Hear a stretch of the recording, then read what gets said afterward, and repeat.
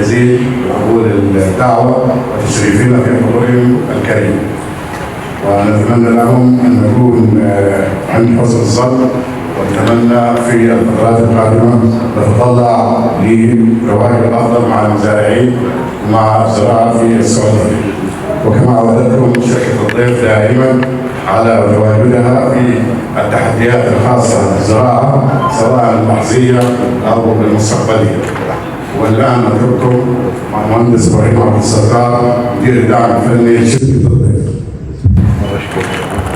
السلام عليكم ورحمة الله وبركاته.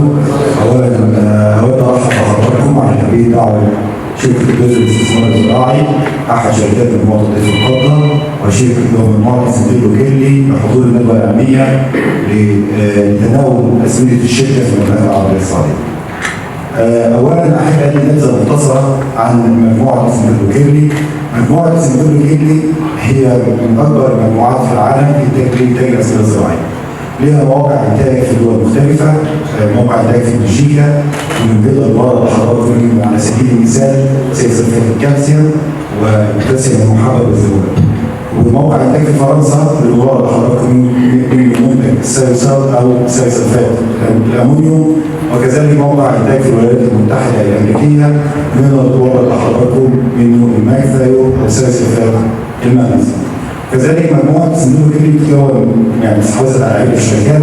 على سبيل المثال استحوذت على إنتاج شركة الكيمياء السعودية من سلفات البوتاسيوم استحواذ تام. إن شاء الله بنحاول نوفر لحضراتكم في المملكة العربية السعودية قريبا. شكرا جزيلا مرة أخرى لتلبية الدعوة وحضور ندوتنا. والآن أنقل الميكروفون لمستر رجيه مدير الفني لمجموعة تساندرلو.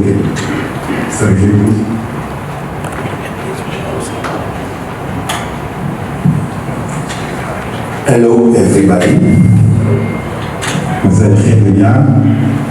Thank you to you. شكرا. I'm very happy to be with you tonight, this evening, and to talk about ties of faith and to share with you, and I expect question at the end of the presentation. شكرا جزيلا لحضراتكم. انا سعيد جدا بتواجدي معاكم ولمناقشه مركبات شركه تساندرلو بالاخص مركبات السيزر. You go down. Okay. 2 KTS in plants on 3 crops. النهارده نتناول باختصار 3 مركبات هما السلسله، سلسله الالومنيوم، والكيتيس سلسله البوتاسيوم، وكذلك الكاس سلسله الكالسيوم على 3 محاصيل رئيسيه. We will go through potato, alfalfa, and wheat. هنبدا بالبطاطس ثم البرسيم واخيرا القمح. With calcium thiosulfate, we will also go to the salinity problem. كمان مع منتج سلسلة الكالسيوم هنتناول دوره في معالجة اللون. At the very beginning, we're going to talk about thiosulfate. Okay, this is sulfur inside. So it was important, I think, to refresh some word about sulfur. في البداية هنتكلم باستفاضة عن جزيء السلسلفات اللي بيحتوي بالتأكيد على كبريت، وحاليا نشرح فوائد الكبريت. So sulfur is really important for amino acids. On that list,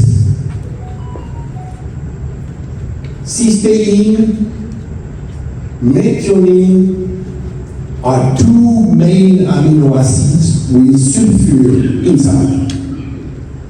No sulfur, no cysteine, no methionine. مهم جدا النبات لتكوين مختلف الاحماض الامينيه، وبالاخص حددنا مين اللي هم السيستين والميثيونين بيحتوي تركيبهم الجزيئي على الكبريت. فمع نقص الكبريت النبات مش هيقدر يكون لا سيستين ولا ميثيونين. If these 2 amino acids miss, you will miss protein. لو ما فيش عندنا الاثنين دول اللي هم السيستين والميثيونين معناه ان النبات مش هيقدر يكون بروتين. It's important to remind the NS, nitrogen sulfur ratio, average drops 8:1. So for all crops, medium, 8 nitrogen, 1 sulfur. في البداية نحب نشرح نسبة احتياج النبات من عنصرين من النيتروجين والكبريت. في الغالب أغلب المحاصيل تحتاج نسبة 8:1 نيتروجين من الكبريت، وعلى سبيل المثال في بعض المحاصيل زي الريدسيد أو الكاميرا بتحتاج نسبة 4:1 نيتروجين من الكبريت. And for crop like rapeseed, sunflower, date palm, the ratio is 4:1. محاصيل زي المحاصيل الزيتية على سبيل المثال زي ذكرنا كاميرا والريدسيد، زي الذرة على سبيل المثال، أو حتى زي نخيل الزيت بيسموه نخيل الزيت، نسبة النيتروجين من الكبريت بتكون 4:1، يعني بتكون 4 مرات النيتروجين قد مرة كبريت. Okay. Sulfur, protein. What else? تمام، احنا عرفنا ان الكبريت معناها يحتاج نبات يكون البروتين، وايه كمان يكون الكبريت؟ Sulfur is a key for sulfolipid, those one, to do oil. All the crop with oil need a huge amount of sulfur. كمان الكبريت مهم جدا في تركيب الاحماض الدهنيه زي الصلب والجلد، فكل المحاصيل اللي بيستخدمها انتاج الزيوت تحتاج كميات كبريت بنسبه عاليه، على سبيل المثال زي دوار الشمس، زي الزيتون ونخيل الزيت. Nut, sunflower, olive tree, date palm, oil, sulfur, sulfur, oil. باختصار برضه لو ما فيش كبريت ما فيش زيت. Another point is glucosinolate, which is the taste and the flavor. So if I want product with a good taste and a good flavor, I need sulfur in my crop. كمان الكبريت مركب جدا مهم جدا في مركبات واللي هي مسؤولة عن الطعم والرائحة في العديد من المحاصيل وبالأخص طبعا محاصيل الزيوت. Just for your culture,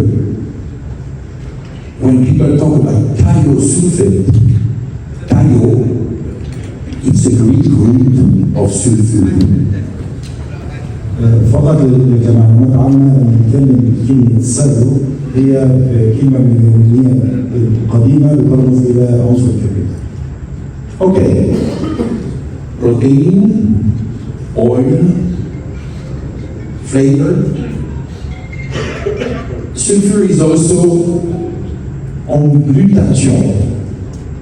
This is the natural defense of the crop. Everybody knows sulfur fungicide, but indeed, inside the crop, the sulfur is part of the defense of the crop. طبعا اكيد كلنا نعرف ان الكبريت بيعتبر كمبيد على سبيل المثال، مش كده بس كمان، ولكن الكبريت مهم جدا في تكوين مركبات الجلوتاثيونز داخل النبات اللي هي بتعمل على تنشيط المناعه الطبيعيه للمحاصيل. And the final point is, we will talk later a lot about that.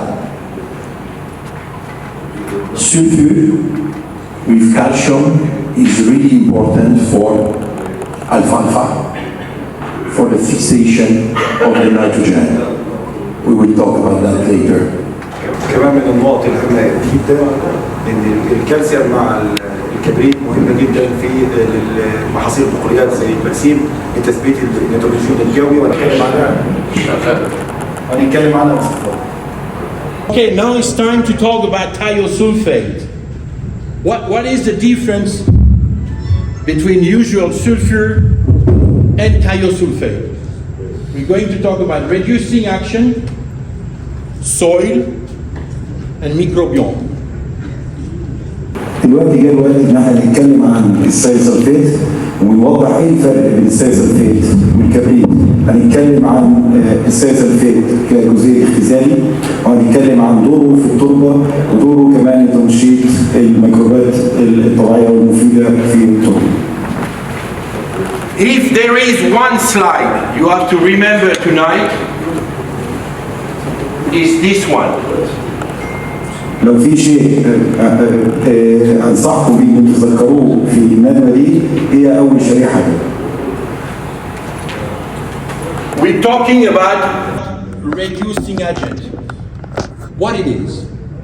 هنتكلم عن سلفيت عنصر مختزل. خلينا نشرح يعني ايه عنصر مختزل. Sulfate SO4 have an oxidation number +6. جزيء السلفيت اللي هو او الكبريتات العالي اللي هو الاس 4 عنده رقم تكافؤ او رقم اكسده موجب 4. Sulfur inside thiosulfate S2O3, sulfur have an oxidation number +2. لكن في جزيء السلفيت اللي هو S2O3 رقم التكافؤ بتاعه رقم التاكس بتاعه موجب 2. +2. This guy is crazy. What is oxidation number? تمام، خلينا نشرح باستفاضه ايه يعني ايه. طب ايه ناحيه في يعني ايه رقم التكافؤ بتاعه موجب 2 وموجب 4؟ Sulfur get 8 arms. 1, 2, 8 arms. ذرة الكبريت نقدر نقول ليها 8 نهايات، يعني بتقدر تعمل 8 نقط. When I said oxidation number is +6, it means that 6 arms are occupied. Just 2 are free.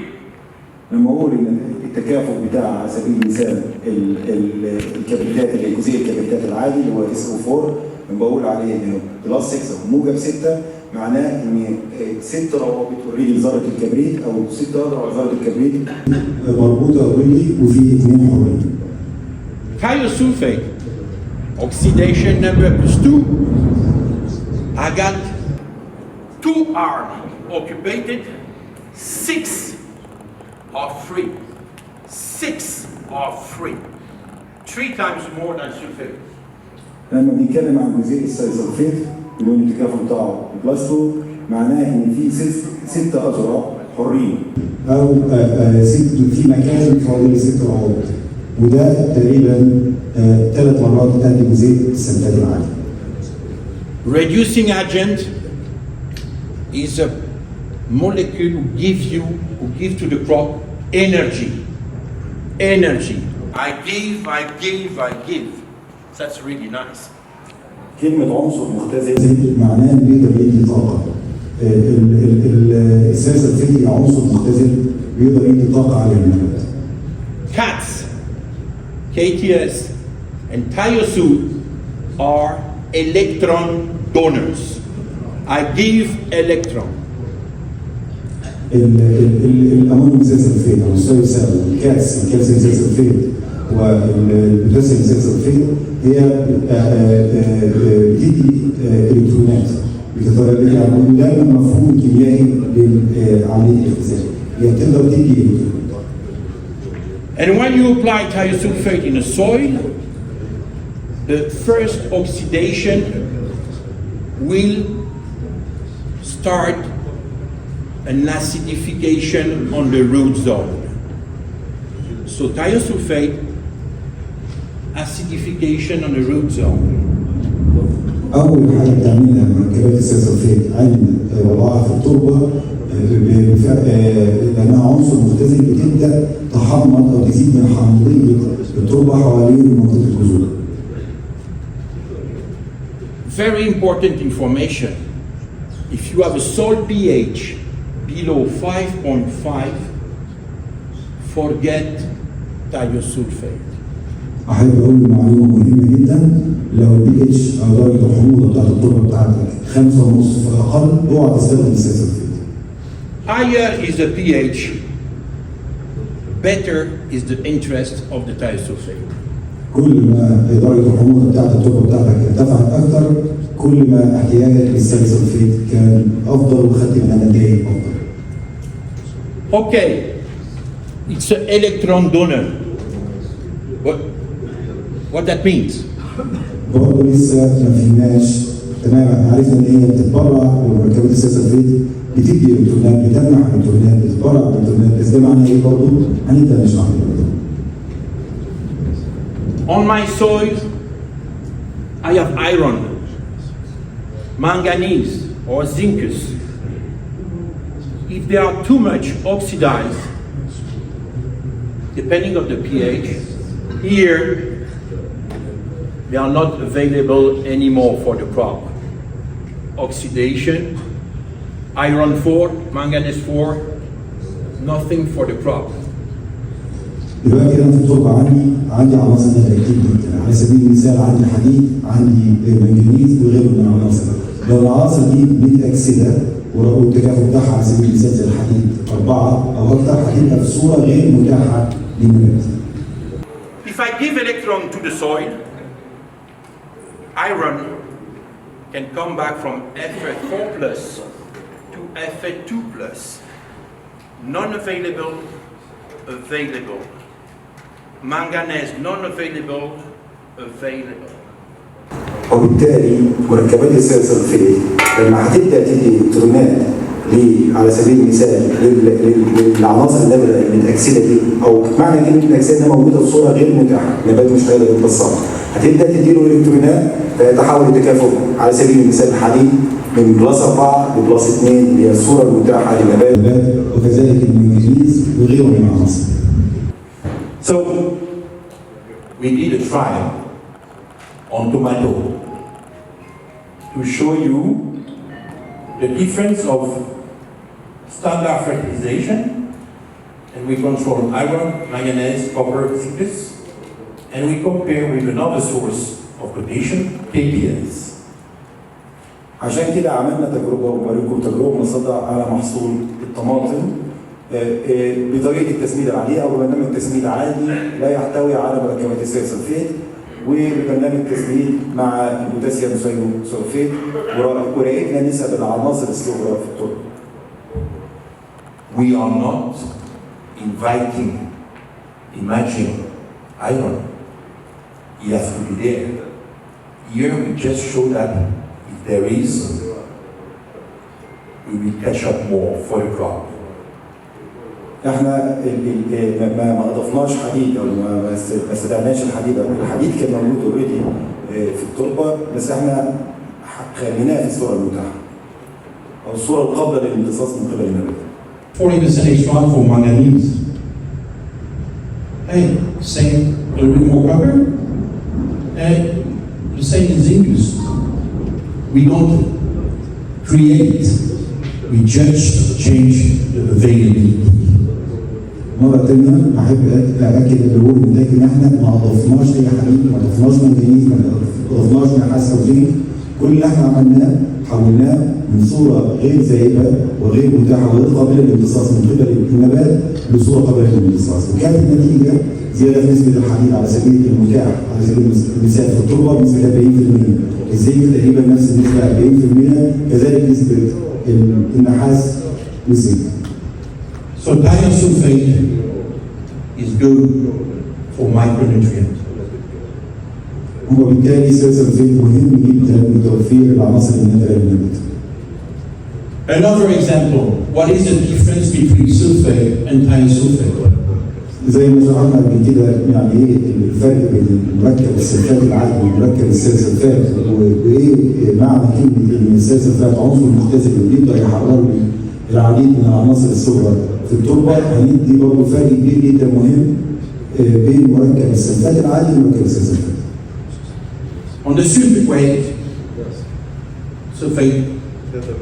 you need 1, 2, 3, 4 reactions to get a cysteine, the first amino acid.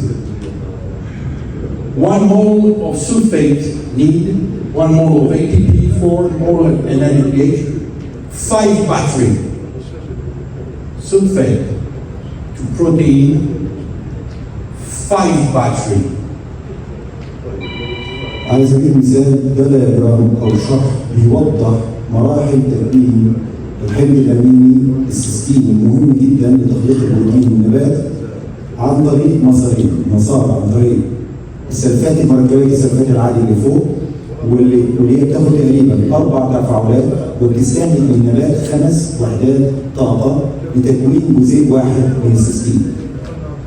With the thiosulfate, one reaction, and you are ready to go to the cysteine. 1 mole of thiosulfate, 1 battery. Sulfate, 5 battery. Thiosulfate, 1 battery. على عكس السلفيت، اتكلمنا عن السلفيت يحتاج 4 تفاعلات و5 وحدات طاقه من النبات لتكوين مول واحد من السيستين، حمض الاميني السيستين، لكن السلفيت يحتاج فقط مرحله واحده بس، تفاعل واحد بس، ووحده طاقه واحده بس من النبات لتحويله للسيستين اللي هو حمض الاميني السيستين. So for the plant, for your crop, thiosulfate is energy saver. So the plant will jump on that because it costs very little energy. يعني معناه هنا ان جزيء السلفيت مقارنه بالسلفات هو بالنسبه للنبات عنصر افضل ومتاح وما بيستهلكش النبات طاقه للحصول عليه وتحويله لاحماض امينيه، ولذلك النبات هيسعى اكثر للاستفاده من السلفيت بسرعه جدا. I hope that you understand that in the family of the sulfur, thiosulfate is the hyperactive of the family, moving everywhere, sharing a lot of energy, giving. أحب أكد لكم مرة ثانية في أزمنة الكبريت السلفات هو يعتبر القائد يعني. ودايما هو ليه فوائد كتيرة جدا وبيتحرك وبيدي فوائد للتربة والنبات وبيدي طاقة للكل. Okay, let's talk about potato and do a focus on potassium and TPS. خلونا حاليا نتكلم عن نبدأ بالبطاطس وندي موجز عن أهمية البوتاسيوم ومركب الKTS أو سلفات البوتاسيوم. First things, potassium is a key nutrient for water. For water movement in the crop. You miss potassium, you're going to miss water from the roots to the leaves. Potassium is the transport of the water inside the crop. First things. أول شيء نقوله إن البوتاسيوم عنصر ناقل مهم جدا للمية داخل النبات. عشان النبات يقدر ياخد مية لازم يكون في بوتاسيوم. نقص البوتاسيوم معناه النبات مش هيقدر ياخد المية بالشكل الطبيعي. Second point is a stoma. On all the leaves, you have stoma to let the leaves breathe and evaporate the water. تاني دور مهم جدا للبوتاسيوم في الاوراق الكبيره او الاوراق اللي بيبقى فيه الاستوماتا او اللي هي الثغرات اللي بيقدر النبات يتنفس منها، والبوتاسيوم بيلعب دور هام جدا في عمليه فتح وغلق هذه الثغرات في النبات. To be closed, to be open, the stoma need potassium. To close and open, close and open. Evaporate, don't evaporate. This is the potassium in the leaves. زي ما قلت البوتاسيوم مهم جدا في عمليات فتح وغلق ثغرات النبات واللي هي بتتحكم في نسب البخر للنبات. لو مفيش بوتاسيوم الوظيفه دي مش هتتم في النبات بالشكل المطلوب. Third point, important in potato, translocation. Potassium is in charge to bring all the starch and the protein from the leaves during the day to the tuber during the night. I am the carrier of protein and starch. زي ما قلنا ودي الاهميه الثالثه لعنصر البوتاسيوم داخل البطاطس عمليه الترانسلوكيشن او التوجيه. مش بس البوتاسيوم بيساعد النبات او له دور هام جدا في نقل الميه من الجذور لبقيه اجزاء النبات، ولكن كمان بيعمل عمليه ترانسلوكيشن او توجيه للبروتينات والنشا من الاوراق اللي بتتصنع في الصباح تنزل للضرنات تحت. On your potato, if you want size, you need starch. If you want dry matter, you need starch. This is the potassium role. Size on potato, dry matter on the potato, this is potassium. على سبيل المثال في البطاطس لو محتاج حجم لضرنات البطاطس بتاعتك انت محتاج نشا، لو محتاج حجم انت محتاج ماده جافه، وده دور مهم جدا للبوتاسيوم هو اللي بيقدر يقوم بنقل النشا والماده الجافه من جميع اجزاء النبات للضرنات. But for example, if you have a crop who needs sugar, they pump. Potassium is also responsible for the transfer of the sugar from the leaves to the fruits. Sugar, starch. طيب لو عندك اي محصول عامه مش بس البطاطس بيحتاج نشا، بيحتاج سكر زي نخيل التمور، البوتاسيوم برضه هو المسؤول عن عمليه الترانسلوكيشن او نقل الغذاء من السكر والنشا للثمرات. On potassium, it's also important to understand there is something with the phosphorus. It's linked with the phosphorus. If we talk about seed potato, برضه البوتاسيوم بيتداخل ومهم جدا مع الفوسفور. على سبيل المثال لو اتكلمنا عن البطاطس، potassium and phosphorus will increase the number of stem on the potato. Big number of stem, big number of tuber. البوتاسيوم والفوسفور مع بعض هيقدروا يزودوا عدد سيقان النبات، ومعنى عدد سيقان اكتر معناه عدد ضرنات اكتر. The potassium is a key nutrient for the potato to start new stem. So I start new stem with the potassium and I'm growing with phosphorus. New one, potassium, growing phosphorus. البوتاسيوم في البدايه بيساعد النبات، مهم جدا النبات لتكوين ساق جديده. عشان النبات يكون ساق جديده لازم يكون في نسبه بوتاسيوم كافيه موجوده. وبعد ما يبدا يتكون الساق الجديده بيساعد الفوسفور في نمو الساق ديت مع الوقت. In Europe, in US, KTS is really good to improve phosphorus efficiency. I bring you potassium and sulfur and I improve phosphorus efficacy of DIP, APP. So it means I need less phosphorus and I can have better result.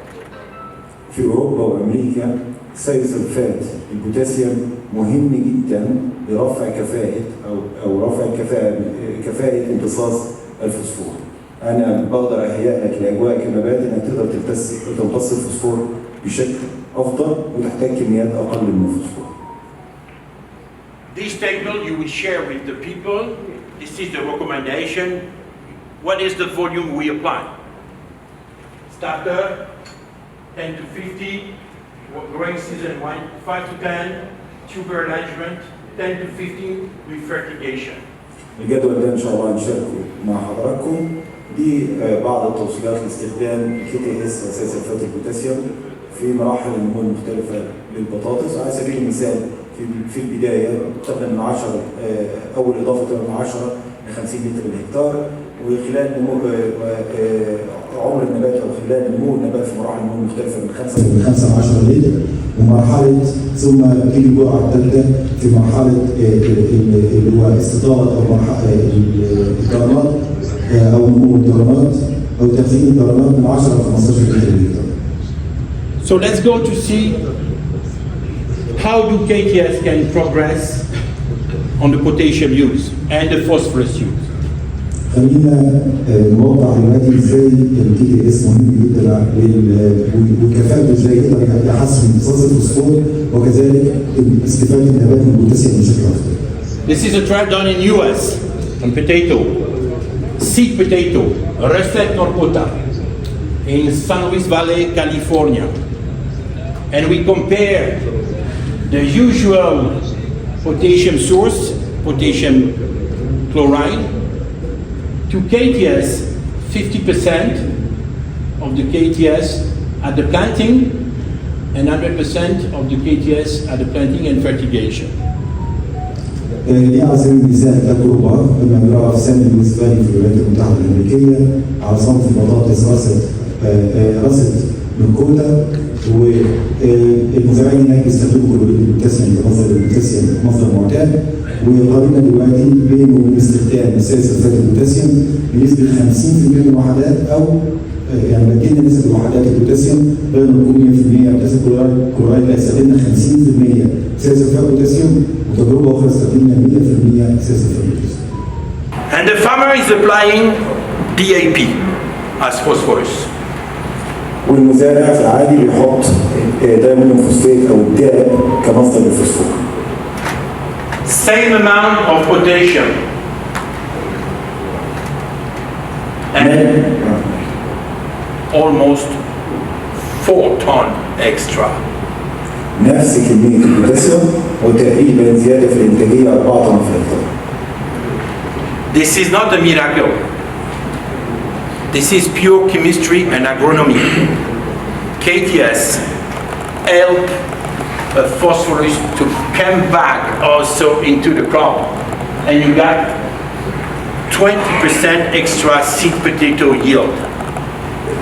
مرة ثانية ده مش سحر، أنا مش بقول سحر عنوانه مركب سحر، ولكن هي دي الكيمياء وهي ده علم الزراعة. الكي تي اس قدر يدي البوتاسيوم للنبات في صورة متاحة أكثر، كمان قدر يغير من تركيب التربة بيزود الفوسفور المتاح عن طريق تحويل مركبات الفوسفور الغير زائدة لمركبات زائدة متاحة للنبات. And I'm going to show you why it is the phosphor efficiency. وحتى أوضح لكم ليه مهم جدا الكي تي اس في كفاءة امتصاص الفوسفور. This is a trial done in France 6 years ago. The check with DAP fertilizer as a starter and farmer practice. On the second, APP, ammonium polyphosphate, liquid, 70 liters. But it touched the tuber. And if you bring too much APP and you touch tuber, you can have a decrease of germination. So indeed, 70 liters of APP didn't give you anything more.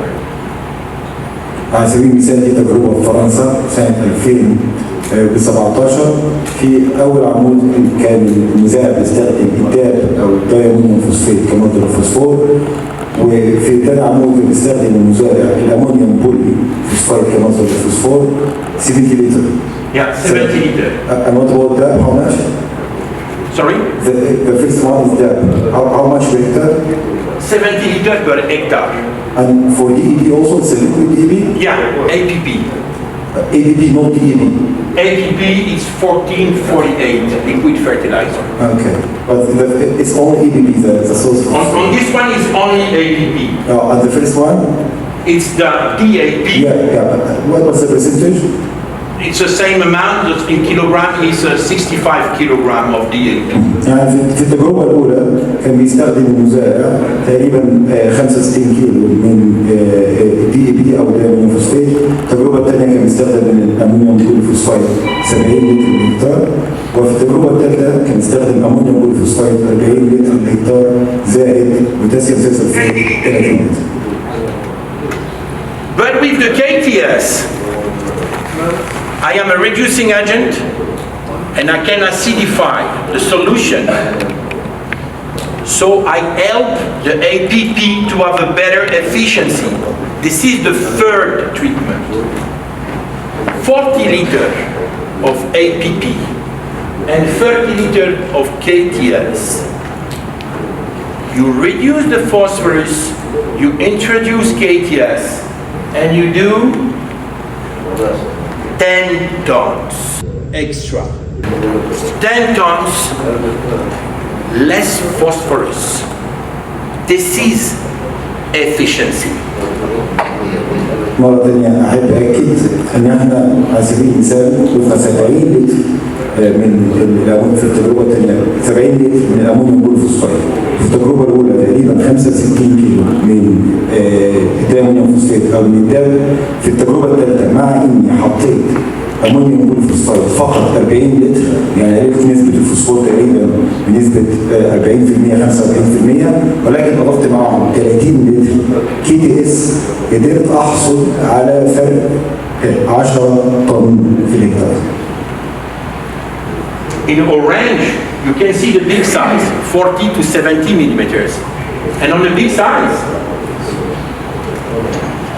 it's more than 7 tons. Lower phosphorus, better size. And this comes, if you compare here, this is the number of tuber in green. We increase the number of tuber. You increase the number of tuber and you increase the size. كمان على سبيل المثال العمود الاصفر ده بيوضح لنا حجم البطاطس او نسبه الطرنات الكبيره، فبيوضح ان انا تقريبا وصلت زياده بنسبه 8 تقريبا في الهكتار في نسبه الطرنات الكبيره، بالرغم من انا زودت الانتاج، مش معناه ان انا خدت عدد اكثر من الطرنات مع احجام صغيره، لا كمان الاحجام زادت بنسبه 8. وكمان هنا في العمود الاخر بيوضح لنا عدد الطرنات.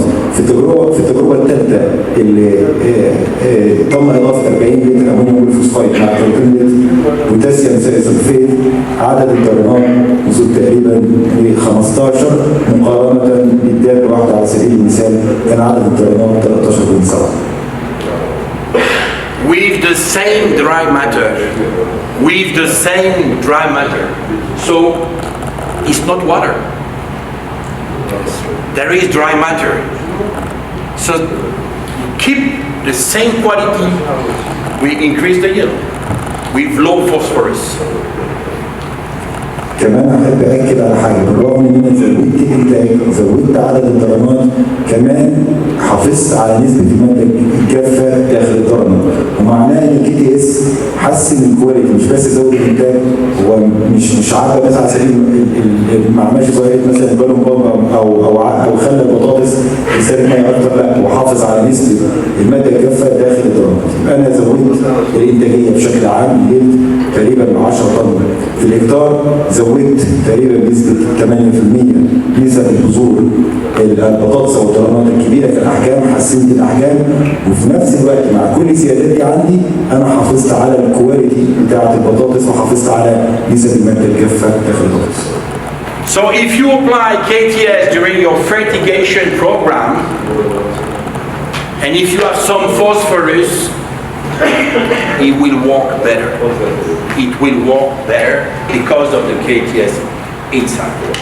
يعني لو انت بتستخدم حقل البطاطس عندك وعندك فوسفور وعايز دلوقتي يمتص الفوسفور، لو حطيت كي تي اس او بوتاسيوم سلفيت بالتاكيد هتكون كفاءه امتصاص الفوسفور اعلى بكتير.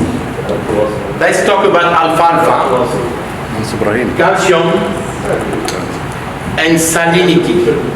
And we're going to see how cats, calcium thiosulfate, could be a solution.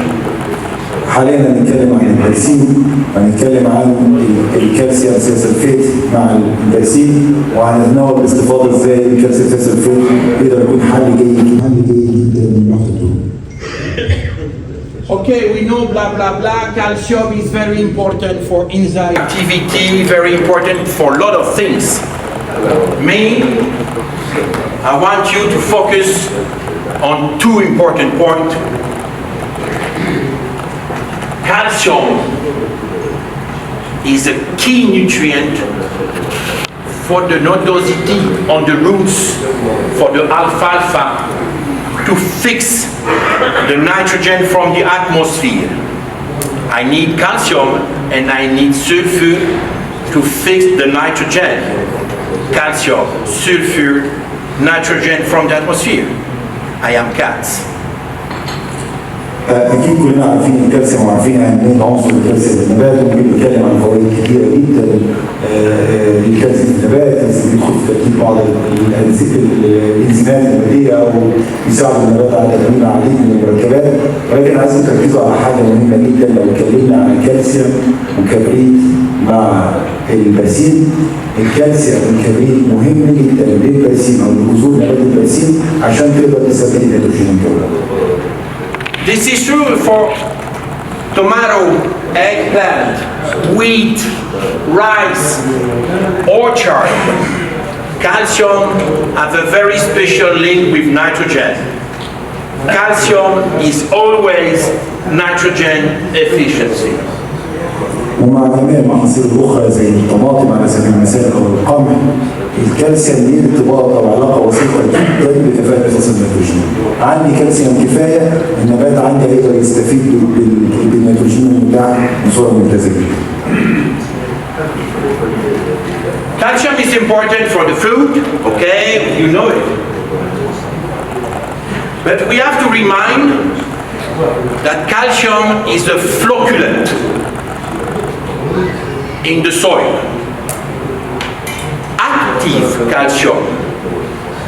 Active calcium in solution is a really good flocculant. And I'm going to explain you why cats is so better than gypsum for structure of the soil. من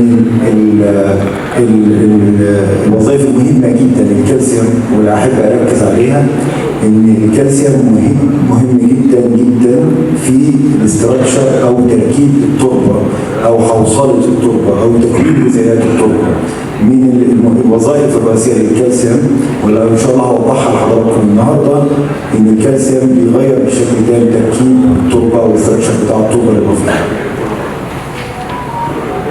So this is the recommendation for cats. Usually, end of the winter on alfalfa, for example, you can apply 40 to 80 liters per hectare end of the winter. After cutting no, and during the autumn, also to work on nitrogen. I just indicate also, you could also add BTS if you want.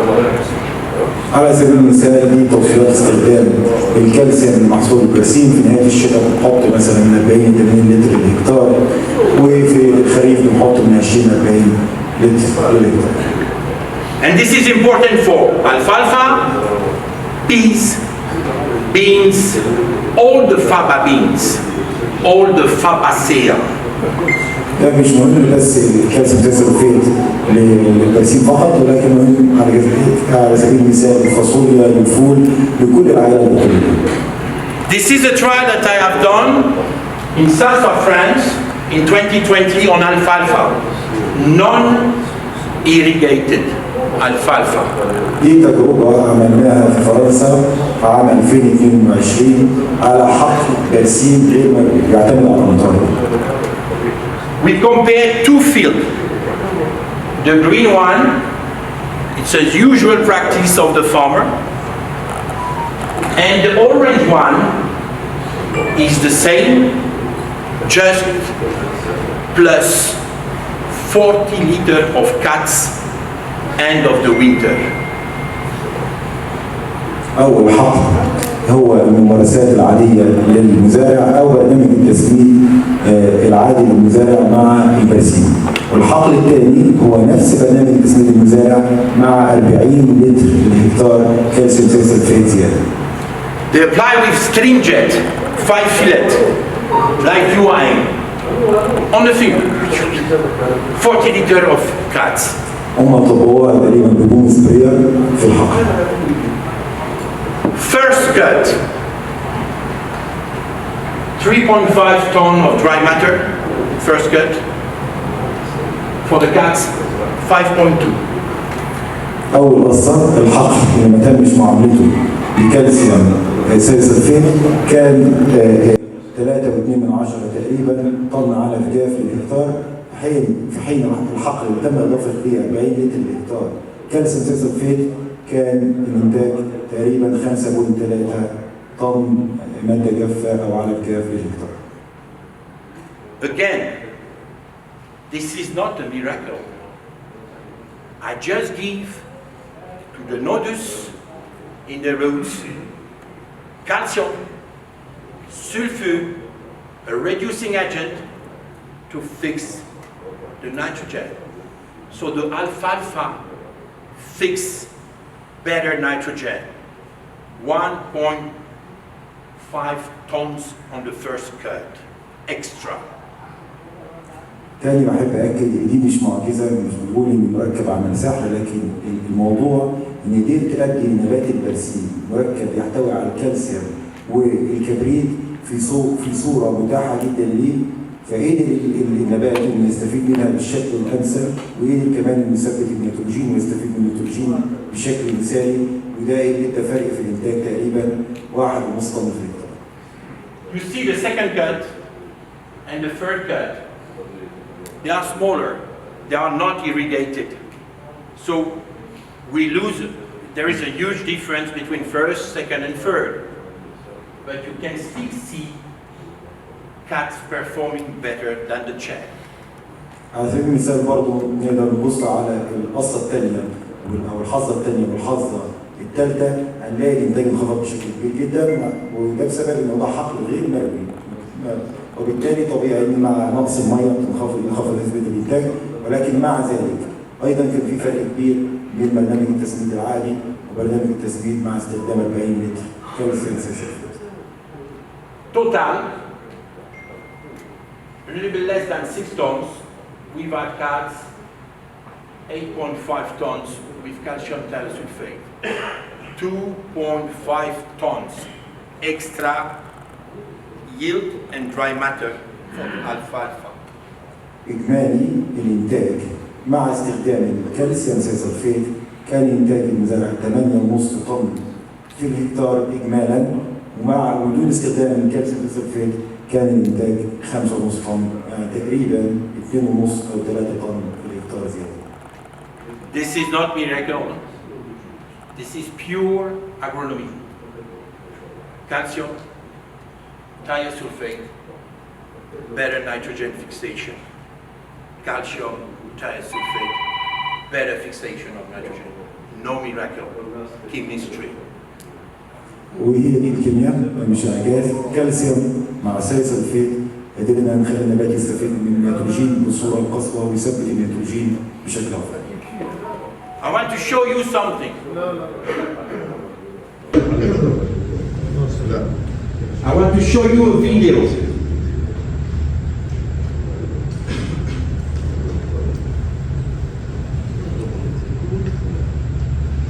Look at it. This is in Brittany. With a farmer, we are in the tractor, and this is faba beans. Look at what is it inside the faba beans field. There. The dare in the faba beans. Strange, huh? Indeed. It's a little bit strange.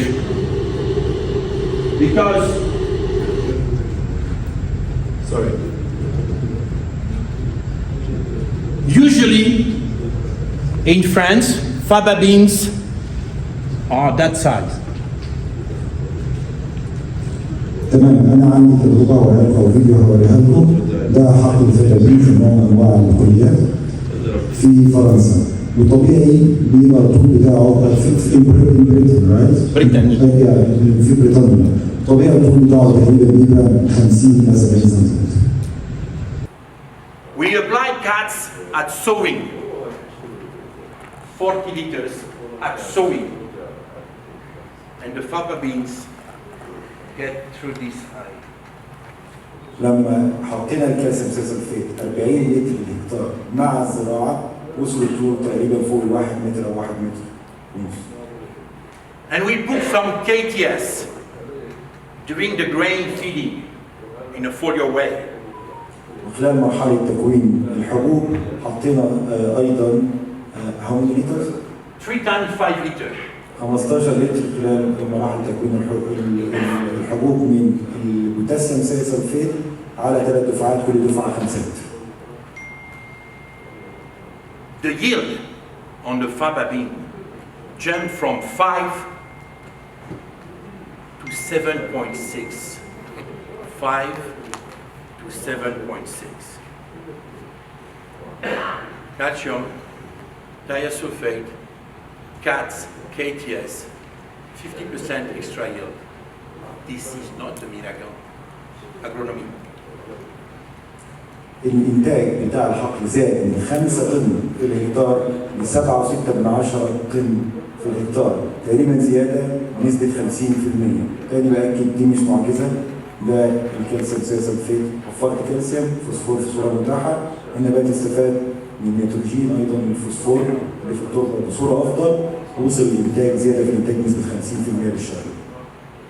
So now it's time to talk about CATS versus gypsum. وهنا ده الوقت اللي هنتكلم فيه ايه الفرق بين السلفات الكالسيوم والجبس الزراعي او بجوبين كبريتات الكالسيوم العاديه. Gypsum is a great product.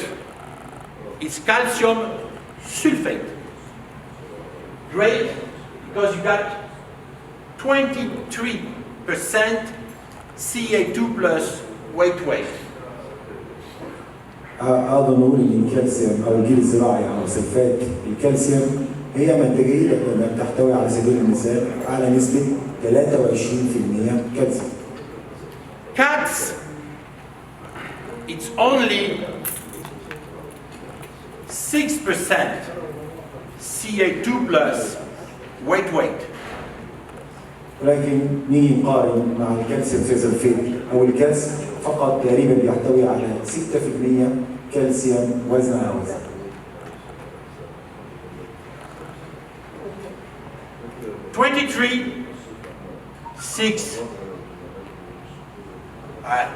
There is more calcium in the gypsum, huh? لو جايين نقارن على سبيل المثال لو المركب فيه 23% كالسيوم في الجبس الزراعي مقارن مركب زي سلفات الكالسيوم فيه 6، اكيد اي حد من النظره الاولى هيقول بس ما فيش وجه مقارنه، دي نسبه 23% كالسيوم ونسبه ضئيله جدا اللي هي 6%. But the solubility of the gypsum is 0.2%. So if I bring 1 ton of gypsum, I will solubilize 0.46 kilogram of active calcium in solution to be flocculent. لكن برغم من ان الجبس الزراعي او كبريتات الكالسيوم فيها نسبه 23% كالسيوم، نسبه الزائديه او نسبه الكالسيوم القابل للذوبان في الجبس الزراعي هي 2% فقط. وده معناه ان انا لو حطيت طن كالسيوم تقريبا هكون بدي للتربه عشان احسن خواصها كالسيوم 460 جرام فقط، 460 جرام. In CATS, all the calcium is liquid. It's 100% solubilized, 100% liquid, immediate action. When you bring 1 ton of CATS, you bring 60 kilograms of active calcium. ولكن مع الكالسيوم سلفيت هو زائد بنسبة 100%، ومجرد إضافته في التربة بيكون نسبة الكالسيوم كلها متاحة للنبات. وبالمقارنة طن من كبريتات الكالسيوم من جبس زراعي تدي للتربة فقط 500 جرام أو نص كيلو من الكالسيوم، ولكن طن من الكالسيوم سلفيت أو من الكالسيوم يقدر يدي للتربة 60 كيلو من الكالسيوم. It means that, indeed, I am 132 times more efficient as a flocculant, as the gypsum. With 100 liters of cats, this is the same effect than 16 tons of gypsum. بمعناه إن سلفات الكالسيوم مقارنة بالجبس الزراعي هي 130 مرة تقريبا أفضل ككفاءة في تكوين حصيلات التربة أو في تغيير استراكشر التربة بشكل حصيلي جيد. 100 لتر من الكالسيوم سلفيت التأثير بتاعها على تحسين خواص التربة تقريبا زي 16.3 طن من الجبس الزراعي أو من كبريت الكالسيوم. So if I have a problem of soil structures, or a problem of salinity, can I choose 60 tons of one or 100 liters? I can apply by my own equipment, liquid, very fast. A pulverizer, a sprayer is enough. I do myself. Small amount on the other side, gypsum, it's heavy equipment and I cannot do myself. يعني بالنسبة لي أنا كمزارع لو عندي مشكلة في الاستراكشر أو في تركيب التربة، على سبيل المثال عندي ملوحة، عندي صرف سيء، هل أنا هروح أستخدم 16.3 طن من الجبس الزراعي أو من كبريتات الكالسيوم عشان أحسن خواص التربة، ولا فقط بمجرد 100 لتر كافية جدا من الكالسيوم سلفيت لتحسين خواص التربة؟ So if I have a problem of salinity, you have an issue with the conductivity and you have an issue with the bad structure of the soil. Calcium helps you to take the place of the sodium and also to bring all the soil in aggregate. This is flocculation. It means that when you have a soil completely destructured, the calcium helps to do small aggregate. You restart the structure of the soil. أول حاجة بيعملها الكالسيوم في التربة، وده معنى اللي هو الكالسيوم بيساعد في عملية حوصلة التربة أو في عمل استراكشر التربة ودراسة التربة بمعنى مبعثرة. إن هو بيبدأ يعمل عملية ابلكيشن أو بيلم حواليها حصيلات التربة، بيبدأ يعمل لها استراكشر أو تركيب شبه متماسك، وبيقدر كمان إن هو ياخد مكان الصوديوم في منطقة الروت زون وبيدفع الصوديوم من يجي أو ينزل تحت منطقة الجذور. When I apply calcium, take the place of the sodium. After CAT's application, you need to wash to bring over sodium and chlorine. You reduce the salinity of the soil. Better structures, lower salinity because of the CATs and the calcium and the sulfur. يعني الكالسيوم هنا لو عندي تربة الاستراكشر او تركيبها سيء، تربة معصرة غير متماسكة بشكل كافي، أول ما أحط الكالسيوم أول شيء هيحسن لي الخواص الفيزيائية للتربة، يعمل لها عملية حوصلة، خليها تكون متماسكة بشكل مقبول وهيحسن لي الصرف فيها. تاني حاجة هيرفع الصوديوم لمنطقة تحت منطقة الجذور، وهيبقى التربة عندي جاهزة لعملية الغسيل. أول ما هحط مية على طول هي الصوديوم والكلور هيتغسلوا وينزلوا ويقللوا من ضغط التربة. And it doesn't take years It doesn't take months. It doesn't take days. Cats, you are liquid. Immediate reaction. I'm going to show you that video. العملية مش بتستهلك أسابيع ولا شهور ولا سنين. ده بمجرد وضع الكالسيوم يبدأ على طول في عملية تحسين خواص التربة مباشرة بدون أي انتظار.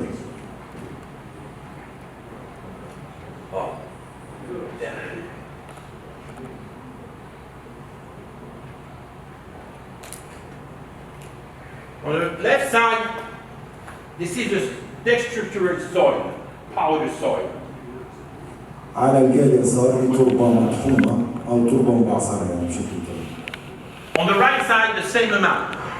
نفس الكمية على الجنب اليمين. The technician is doing some compaction. بس تم ضغطهم مش أكتر. He's applying a volume of water on the left side. بيحط نفس كمية المية في الجزء اليمين والجزء اليسار. And we want to see how the water is going through. وعايزين نشوف ازاي المية بتعدي من خلال التربة أو معدل صرف التربتين. On the right side, the same water amount with 20% cats inside. في الجنب الأيمن نفس كمية المية ولكن جواها 20% كالسيوم سلفيت أو كالسيوم. This is real time. والفيديو ده وقت طبيعي ما زودناش السرعة أو كده. شوف, have a look how the water is going through on the left side and on the right side. شوف بعينيك ازاي حركة المية من خلال التربتين في الجزء اليسار اللي ما فيهوش كالسيوم سلفيت وفي الجزء اليمين اللي فيه كالسيوم سلفيت. And you can try it. You can make it easily in your farm. You just need your soil and cats. Look at it, real time. How fast the water with the cats is going through the soil, penetrating the soil.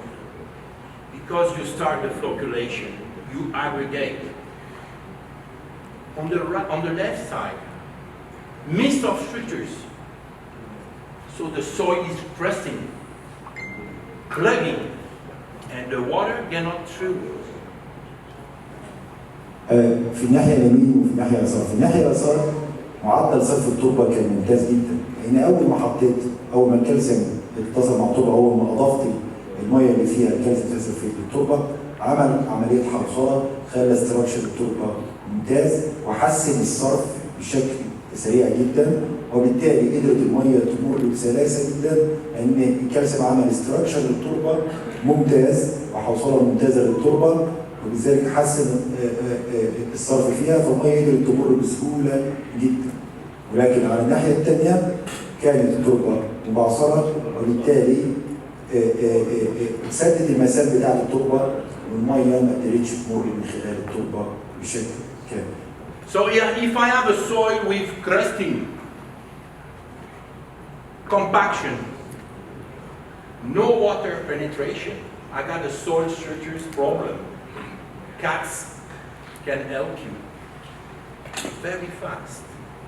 يعني لو عندي تربة قوامها سيء، تربة سيئة الصرف، تربة ما اقدرش اسميها والعناصر الغذائية والمية ما بتنزلش للروت زي ما عندي منطقة الجذور، الكالسيوم ليه مفعول سحري في تغيير طبيعة الاستراكشر بتاع التربة لتربة صالحة للزراعة بشكل مثالي. And look at the color of the water. حاجة برضه من الحاجات اللي عايز حضراتكم تبصوا عليها هي لون المية في الجهتين. Clear. المية هنا تقريبا نظيفة، ما فيهاش جزيئات من التربة. On the left side, more dark. في الجزء اليسار التربة غامقة أو المية تحس إن فيها خالي الجزيئات من التربة. More dust inside. يعني في تراب أكتر في داخل. When you miss structure, the rain will bring a part of your soil and another part. If you miss structures, a part of your soil disappears with the rain. It's moving down or moving on the side. With the better structures, you catch, you aggregate, you keep better complex soil. لو التربة عندك قوامها غير جيد مع الري المستمر، المطر الري المستمر بيخليك تفقد جزء من التربة بتاعتك، معنى الجزء اللي بتفقده ده هي عناصر غذائية. ري باستمرار بدون تربة فيها قوام جيد، فيها تجميع وحوصلة، معناه ان انت بتفقد يوم عن يوم جزء من التربة بتاعتك اللي تحتوي بالتالي على عناصر غذائية عالية. You can make it at home. This is a very easy experience. Please try it. مش لازم تصدقني، انت ممكن تعمل التجربة دي بنفسك في البيت. الموضوع سهل جدا، ممكن تجربها وهتلاقي نفسك فيه. So for the soil structure problem, for salinity problem, we recommend an application of 50 liters of cats to 150, depending of the problem and depending of the salinity problem.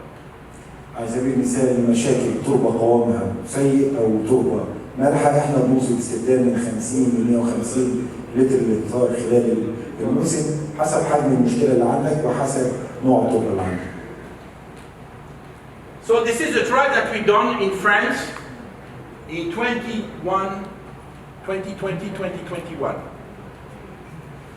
You remember maybe in 1999 there were a huge storm arriving in France in December, and another one 10 years after.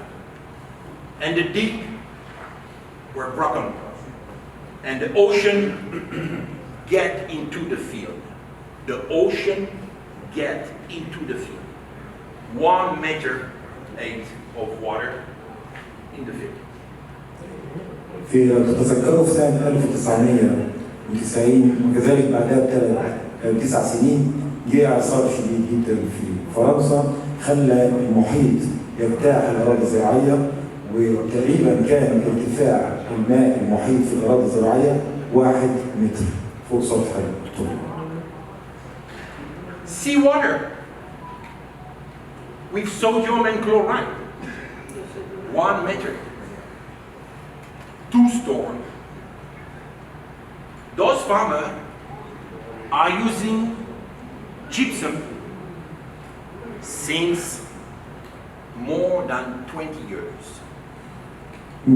تقدروا تتخيلوا نقول 1 متر من مياه البحر غنية بالكلور غنية بالصوديوم كانت فوق سطح التربة لفترة طويلة جدا، ولذلك المزارعين دول عشان يستصلحوا أراضيهم ويرجعوها صالحة للزراعة تاني قعدوا 20 سنة يستخدموا الجبس الزراعي.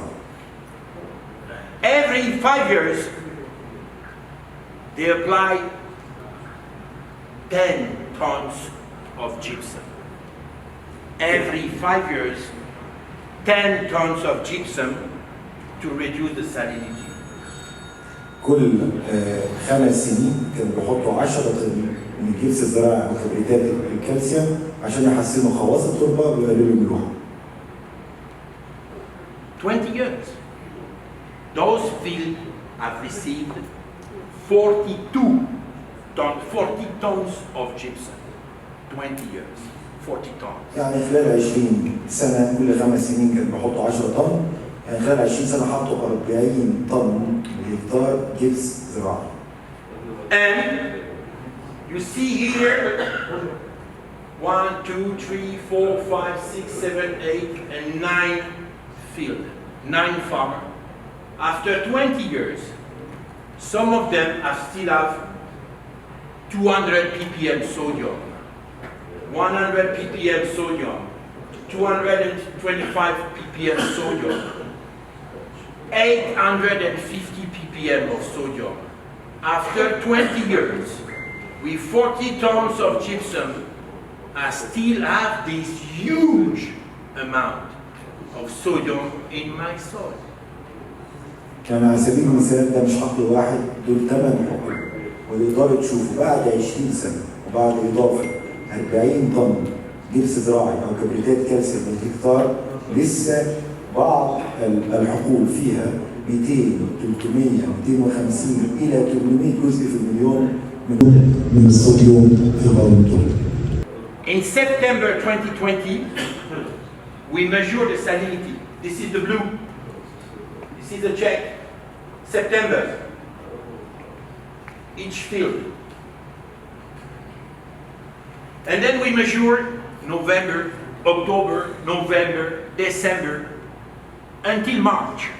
We measured the salinity to see if the calcium push out the sodium. على سبيل المثال العمود الازرق ده كنا بنقيس في شهر سبتمبر بنقيس نسبه الملوحه او نسبه الصوديوم، وقسنا في سبتمبر، قسنا في اكتوبر، قسنا في نوفمبر، ديسمبر، وكنا بنتابع بشكل دائم بنشوف هل الكالسيوم الكبس الزراعي قدر فعلا يحل المشكله وقدر يدفع الصوديوم او يخلص التربه من الصوديوم. In March, in December, this is the sodium level in brown. In December. في لون البني والبرتقالي تقريبا في ديسمبر ده كان نسبة الصوديوم. 3 months later, with 150 liters of cats, 3 months later, we reduced the sodium from 17 to 17% in the soil. 3 months, 17 to 70% of the sodium reduction. الجبس الزراعي دول قعدنا تقريبا 20 سنة وما زالت الحقول فيها صوديوم بنسبة 800 أو 200 250 أو 300، لكن احنا بالكالسيوم اساسا في 150 لتر للهكتار بعد فقط 3 شهور قدرنا نخفض نسبة الصوديوم في التربة من 17 ل 70% فقط في 3 شهور. بعد الحقول 17% وصلت النسبة إلى 70% خفض نسبة الصوديوم في بعض الحقول. Higher is the sodium level, better is the result. Higher is the sodium result, the measurement, better is the result. ولاحظنا ان كل ما عالت نسبه الصوديوم او الحقول اللي فيها نسبه صوديوم عاليه كان تاثير الكالسيوم عليها اعلى وافضل واسرع. ده شيء طبيعي. And if you see on this picture, the last blue one, you can see that sodium is going up again.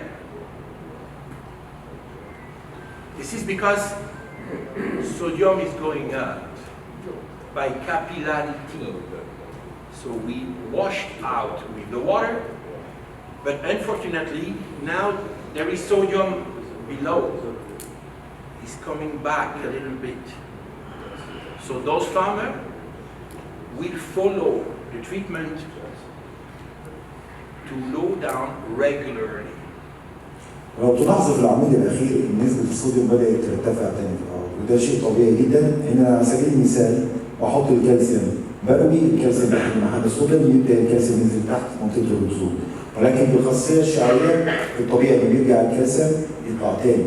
فالمزارعين كان لازم يواظبوا موسميا على استخدام الكالسيوم ثيوسلفيت او معالجات الملوحه عشان دايما يحافظوا على التراب او نسب الصوديوم في التراب اقل من الحد الاعلى وتحت منطقه الرسوب.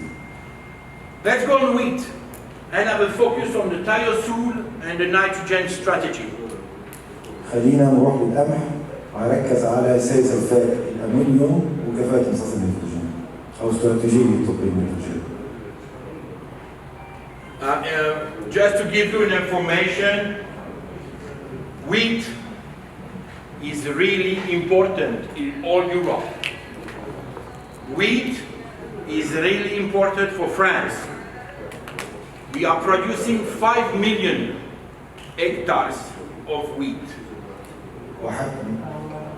أحب أوضح لحضراتكم إن القمح مهم جدا في أوروبا، مهم جدا كمان في فرنسا هي بلدي، إحنا بننتج 5 مليون هكتار قمح في فرنسا. So wheat for us is something very important. ولذلك القمح هو شيء مهم جدا. So this is a thiosul. This is ammonium thiosulfate with the highest amount of thiosul compared to KTS, CATS. Thiosul, it's a bigger amount of thiosulfate. Weight is 12%, this is weight volume, is 60% of nitrogen and 34% of sulfur S. ده مركب السلسلة أو سلسلة الأمونيوم وهو أعلى مركبات مجموعة السلسلفيت احتواء على جزيء السلسلفيت 34% كبريت تقريبا. And it's a solution to reduce the nitrogen loss. To reduce the nitrogen loss in my field. وهو أداة مهمة جدا لتقليل فقدان النيتروجين عندي في الحقل بتاعي. If I use urea liquid or if I use UAN, I'm going to lose, it's possible, nitrogen for two main reasons. لو أنا بضيف يوريا عن طريق على سبيل المثال عن طريق السمادة بدوبها أو بضيف محلول اليوريا أو نيتريت أنا هخسر جزء كبير جدا من سماد اليوريا بتاعي بطريقتين. I'm going to lose by volatilization. أخسر أول طريقة بالتطاير عن طريق غاز النشادر أو مدوب اليوريا. During the transformation from urea to ammonium, I'm going to lose ammonia. يعني بالطبع كلنا عارفين عملية النطرجة فخلال تحول اليوريا أثناء الذوبان هتحول لنتريت هتحول الأمونيا الأول هخسر جزء كبير جدا من اليوريا هيطلع عن طريق غاز النشادر. It's possible to reduce this volatilization because this volatilization can change with the weather condition, with humidity, big humidity, low volatilization, low pH, low volatilization, big temperature, big volatilization, big pH, big volatilization. وأحب أقول لكم إنه ممكن جدا إن احنا نقلل معدل التطور ده أو معدل خسران النيتروجين عن طريق تحول النشادر وإن هو مرتبط ارتباط وثيق بالظروف والجوية على سبيل المثال حرارة أعلى معناه إن أنا هفقد أو هيحصل عملية تطور وتحول النشادر بشكل أسرع، رطوبة أقل نفس الطريقة، لو كمان مرتبطة بنسبة الحموضة، لو التربة بتاعتي البي اتش بتاعتها قلوية فنسب التطور أعلى، لو البي اتش حمضية نسب التطور أقل. On UAN, this loss by volatilization can be 20%. On urea, 30%. في اليوريا معدل فقدان النيتروجين تقريبا من خلال التطور او التحول للنشادر تقريبا 30%. في اليوان او اليوريا او محلول اليوريا امونيوم نيتريت 20%. Can be some year nothing. The year after it can be 20-30%. 30% that I pay as a farmer to watch it going to the sky. I'm a very rich man indeed if I can apply something and just watching it volatilized. أنا كمزارع بدفع قيمة على سبيل المثال كيس مثلا يوريا على سبيل المثال، فأنا 30% من الكيس ده مثلي، فلوسي اللي أنا حطيتها 30% ما استفدتش منها وهي بلا قيمة. I have another problem is the nitrification. The change from ammonium to nitrate. And if this change is really fast, I can have quickly a big amount of my urea moving to ammonium and nitrate, moving from urea ammonium nitrate, urea ammonium nitrate, nitrate, cannot stay in the soil. They have to be heated by the wheat. If the wheat doesn't take it, and if the rain coming or the fair irrigation coming, it will be leached. If I don't eat, rain or watering will be leached the nutrient.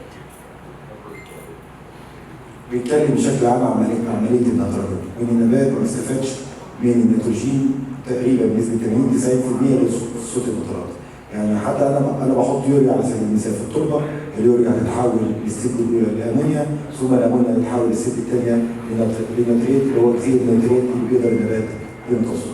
بس أنا عندي مشكلتين، أول مشكلة خلال المرحلة الأولى من تحول اليوريا لأمونيا هيحصل عندي خسارة تقريبا 30% من محتوى اليوريا اللي أنا حاطه عن طريق تطاير غاز النشادر في مرحلة التحول الأولى من جزيء يوريا لجزيء أمونيا، ثم مرحلة التحول الثانية في التربة من جزيء أمونيا لجزيء نترات. النترات هيبقى متاح للنبات، بس أنا عندي مشكلة إن العملية سريعة جدا. جزيء النترات ما بيقدرش يبقى في التربة، مجرد ما بروي على طول النترات اللي كانت متواجده نبات يمتصها، اللي ما قدرش يمتصها النبات على طول بتتغسل، وبالتالي برضه بفقد جزء كبير جدا من اليوريا بتاعتي اللي انا حاططها And inshallah, Thiosul can help you on those two problems, because Thiosul is an inhibitor of the ureas, and it's an inhibitor of the nitrification.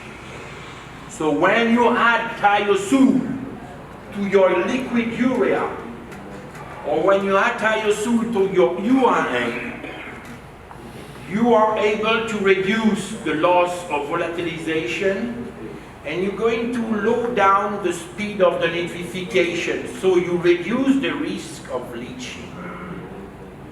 You low down the loss of the volatilization, you low down the loss by the leaching. Thiosul can help to reduce the loss. The nitrogen that you buy, Thiosul can help you to keep it a larger amount for your wheat. وبإذن الله مركب السيسر هيقدر يساعدكم في تقليل بنسبة كبيرة جدا فقد النيتروجين. لأن مركب السيسر يعتبر مفرق الإنزيمات المسؤولة زي البيت عن عملية النيتروجين. وبالتالي مع إضافة السيسر هتبطئ العملية فالنبات يستفاد منها، وكذلك يستفاد من مخرجات النترات بشكل متوازن، شغال العملية سريعة جدا. تاني حاجة هيقلل بنسبة كبيرة جدا نسبة التطور وتحول اليوريا للنشادر. Nitrogen use efficiency is good for the farmer. Nitrogen use efficiency is good for the crop quality, and it's good for the planet. If you reduce the loss, you can also reduce the amount that you bring, and you got the same result. كفاءة استخدام أو كفاءة امتصاص النيتروجين هي مهمة جدا، من عوامل مهمة جدا للمزارع. إذا قدرت تحقق كفاءة قصوى من استهلاك النيتروجين هتستخدم كميات أقل بكتير جدا وتاخد نفس الناتج وأحيانا أفضل في النهاية. This is a study that we did to measure the nitrification speed. And indeed, you can see on the orange here, this is the ammonium content into the soil after URN application. 2 weeks, 4 weeks, 6 weeks, 8 weeks. And the ammonium is going down because nitrification. على سبيل المثال دي تجربة بتوضح نسب الأمونيا في التربة بعد إضافة محلول اليوريا أمونيوم نيتريت، ممكن يعتبر زي محلول اليوريا. وبعد أسبوعين كانت النسبة كده في حالة عدم إضافة، خلينا نتكلم عن الأول قبل إضافة السياسات.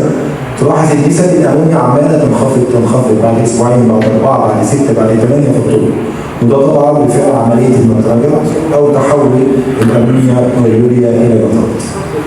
In blue you have the same URM with Thiosul. And you can see that the amount of ammonium is always higher. We reduce the speed of the transformation, so we make the urane useful a longer time. We do a kind of a slow release of nitrogen. We reduce the speed. في العمود الازرق او الازرق او اللبني احنا هنا حطينا مركب الامونيوم سلفيت، وبتلاحظوا معدل انخفاض نسبه جزيء الامونيوم في التربه كان اقل، وده معناه ان احنا اتحكمنا في معدل النترات، ادينا للنبات فرصه اكبر ان يمتص النترات على مدى اطول، قللنا الفقد وقللنا الفقد من خلال التطاير، وكذلك قللنا الفقد في جزيء النترات في التربه من خلال الرسم. So, good for ureas, good for nitrification, but this effect is because of the thiosulfate and this reducing form of sulfur. You don't have it with the ammonium sulfate. شرحنا ان السلفيت بيقدر يقلل النترجه، يقلل الفقد في النيتروجين، ولكن دي خاصيه خاصه جدا بالامونيوم سلفيت، مش زي الامونيوم سلفيت عشان جزيء السلفيت النشط. Okay, this is just to show you what we did in Europe. When we use diasul with the urane, we include on wheat 10 to 12% of thiosul inside. Urane is liquid, thiosul is liquid, same density, the blend is very easy, and we put 10 to 12% thiosul inside. على سبيل المثال بقول لكم في اوروبا ازاي احنا بنستخدم السلسل او سلفيت الامونيوم، حط تقريبا لو بنستخدم محلول اليوريا امونيوم نتريت حط 10 ل 12% من المحلول تقريبا سلفيت الامونيوم. With urea liquid, because you got more urea in the form, 100% is urea, we go for 15 to 20%.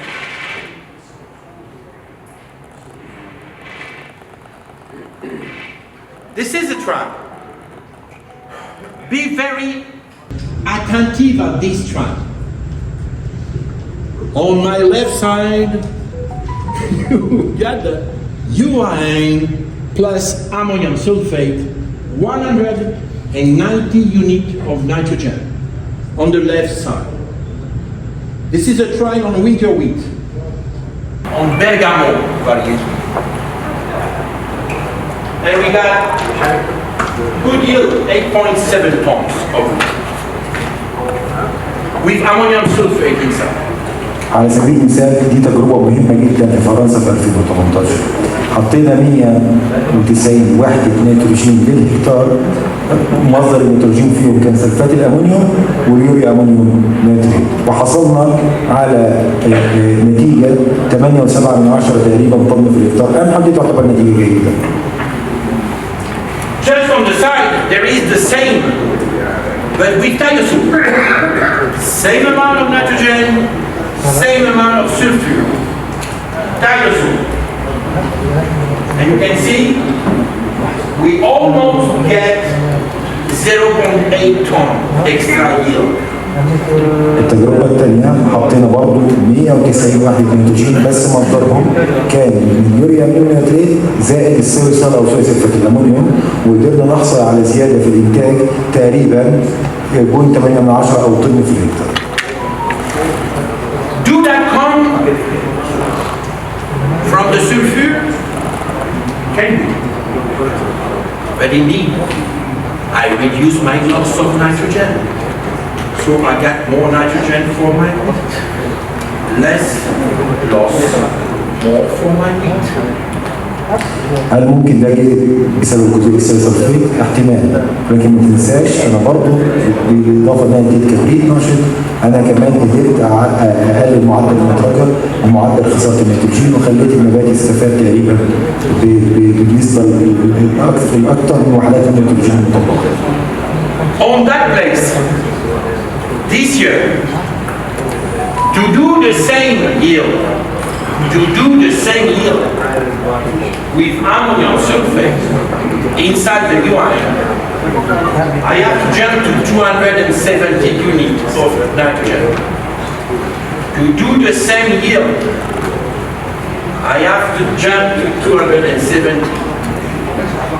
For the same yield, to do the same job with 80 units of nitrogen less. This is nitrogen efficiency. This is. وعشان نأكد لكم ان كان من العوامل الرئيسيه في زياده الانتاج هو تقليل معدل النيتروجين ومعدل خساره النيتروجين، لما زودنا عدد وحدات النيتروجين بدون استخدام السايسلفر او الامونيوم سايسلفيت ادينا 270 وحده من اليوريا وسلفات الامونيوم، قدرنا نوصل تقريبا لنفس الناتج، وهو ده المعنى الحقيقي لكفاءه امتصاص او كفاءه امتصاص النيتروجين او الافكس بتاع النيتروجين. 190 وحده نيتروجين فقط مع يوال مع السايسلفيت مع امونيوم سايسلفيت ادت الناتج 270 وحده يوال مع سلفات امونيوم عام. And if I grow the nitrogen on the tile with the tile okay, I want to test, and I go for 230. I do better. I do better with that compared to the ammonium sulfate. With 230 compared to 270. Do I am so rich to buy 270 units of nitrogen when it's possible to get the same with 190? ولما برضه زودت على سبيل المثال في الاخر عمليه السلفيت مع محلول اليوريا وصلت لنتيجه افضل من خلال 230 مع النيتروجين. ولكن ايه السبب؟ ان انا اقدر ايه السبب اللي يخليني ادفع اكتر؟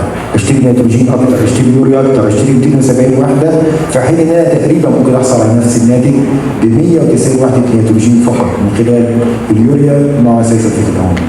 Oh, sorry. And you can see on the protein side 9.7, 10.1, the better. 10.3, 10.5. You do always better protein content with thiosul compared to ammonium sulfate. Always.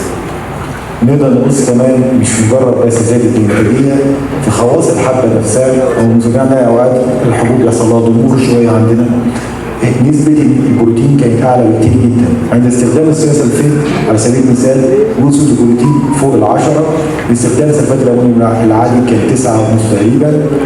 وخلينا ناكد تاني استخدام مركبات السلفيت معناه بروتين افضل في الناتج النهائي او في الحبه.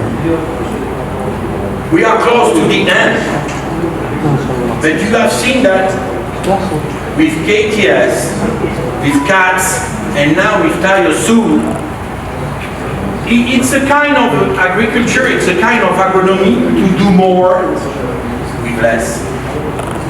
لما بنتكلم عن الكفاءة أو كفاءة استغلال أو كفاءة امتصاص عنصر معين، هي دي الطريقة الزراعية وإحنا كزراعيين المفروض نتبعها، ندفع أقل ونحصل على كفاءة أعلى.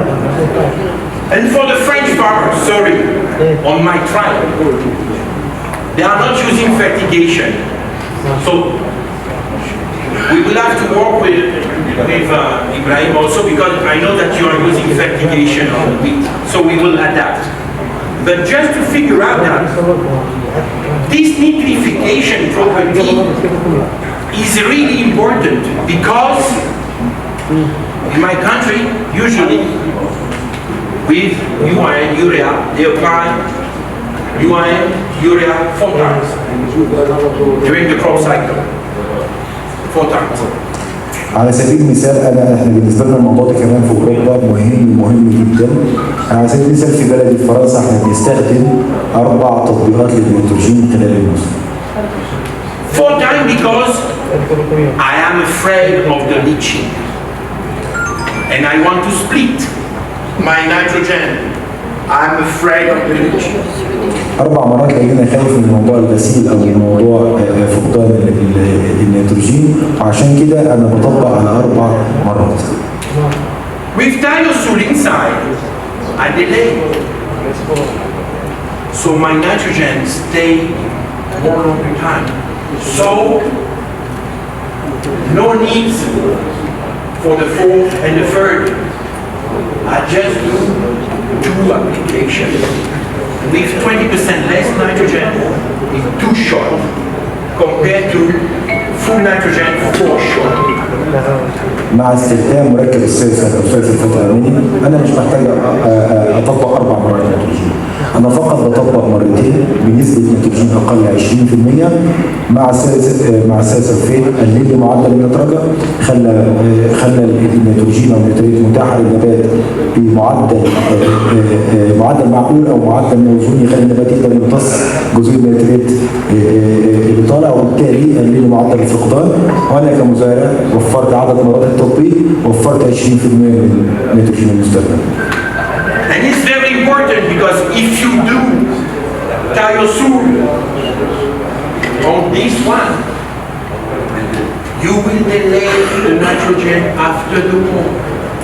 You will not have the nitrogen. So if you use thiazole, mitigation have to bring you earlier on the application. وفي شيء مهم جدا لازم نراعيه، طالما بنستخدم السلفيت لازم اختار النوع بدقه، لان لو بستخدم سلفيت وحطيته على سبيل المثال في مرحله الطرد انا تقريبا هخسر النيتروجين بتاعي، لان مرحله النيتروجين هتبقى بطيئه وهخسره والنبات مش هيستفاد منه. So this is the conclusion. وده ملخص لكل اللي اتكلمنا فيه. KTS cuts thiazole. 3 مركبات الكي تي اس والكاتس والسايسول او سلفات البوتاسيوم والكالسيوم والامونيوم. Reducing agents. عناصر مختلفه. Low redox, no chlorine, no nitrate. بتقلل الريدوكس، مفيش، بتقلل الكلور، بتقلل النترات، وكذلك بتحرك العناصر السخنه. Microbiome booster, I'm a reducing agent. بتحسن من الميكروبات الطبيعيه في التربه وتنشطها. Better nutrient use efficiency with phosphorus and potassium. شرحنا ازاي جزيئات السلفات بترفع كفاءه امتصاص النيتروجين والبوتاسيوم. Better use of the water. كمان شرحنا ازاي مركبات السلفات بتحسن خواص التربه وتخلي النبات يستفيد اكتر من الميه بكفاءه اعلى. Reduction of the salinity. الطبيعي بتقلل الملوحه التربه بشكل فعال. Reduction of the nitrogen loss. بتقلل خساره النيتروجين. Reduction of the doses. ممكن اقلل عدد التطبيقات بدل ما اطبق 4 مثلا اطبق 2. High concentration fertilizer with low salt index. مركبات عاليه التركيز في العناصر الغذائيه وليها سولت اندكس قليل او ما بتحرقش الورق. Energy safer for your crop.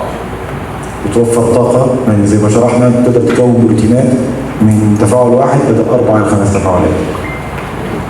This is really, and I'm deeply convinced that thiosulfate, for those 10 reasons, are maybe the best mineral fertilizer for sustainability. دي 10 أسباب زي ما شرحت لحضراتكم، وأنا عندي قناعة تامة إن السلفات من أحد المركبات المهمة جدا للزراعة المستدامة. Thank you for your attention. شكرا جزيلا، شكرا جزيلا لحضرتك. السلام عليكم. أشكرك شكرا جزيلا على الشرح الوافي والإيضاح للثلاث مركبات، والثلاث مركبات يعتبروا بالنسبة لنا فعلا في المملكة العربية السعودية برضه استخدامهم مش كتير، فأنت اديتنا مادة علمية ممتازة جدا جدا. نشكرك ونشكر شركة الضيف على الإسهام في هذه المركبات. لي عند حضرتك 3 أسئلة أو 3 استفسارات بخصوص الأمينو سلفات. بالنسبة للإضافات بتاعته، إحنا بنضيف اليوريا في المملكة العربية السعودية على محصول القمح أو البطاطس تقريبا 6 إضافات، يعني حوالي 50 كيلو جرام يوريا للهكتار في الإضافة الواحدة. هل ممكن نقلل الكمية دي ونضيف معاها 5 لتر مثلا من الأمونيوم سلفيت؟ ده السؤال الأول. Use enough quantity of sulfates now in Saudi Arabia. So he wants to understand, for example, for wheat, if we have 6 doses of nitrogen, can we decrease this amount of doses by adding 10% of sulfur, for example, instead of 6, 4, 5? This is exactly the question. With liquid urea, you should go to 15-20% ISO.